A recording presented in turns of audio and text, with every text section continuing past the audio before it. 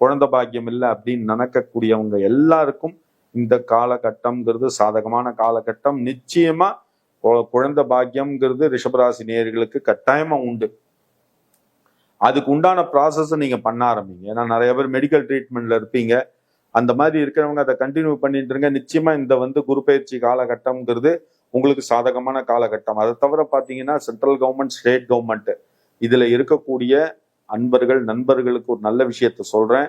நிறைய பேருக்கு பதவி, அடுத்து அதான் சொல்லுவாங்க உத்தியோக உயர்வு, வருமான உயர்வு, அது சில பேருக்கு இடமாற்றம், இந்த மாதிரி விஷயங்கள்லாம் உங்களுக்கு இந்த காலகட்டத்துல சர்வசாதாரணமா நடக்கும். அது தவிர பாலிடிக்ஸ்ல இருப்பீங்க. நிறைய பேர் பாலிடிக்ஸ்ல இருக்கக்கூடியவங்களுக்கு எல்லாம் பாத்தீங்க அப்படின்னா ரிஷபராசி நேயர்களை பொறுத்த வரைக்கும் இது ரொம்ப சாதகமான காலகட்டமா இருக்கும். இந்த குரு பயிற்சி காலகட்டம்ங்கிறது நிச்சயமா ஒரே ஒரு விஷயம்தான். என்ன அப்படின்னா உங்க தொகுதிக்கு நீங்க நல்லது நினைக்கணும், நல்லது செய்யணும்னு நினைச்சு பண்ணுங்க.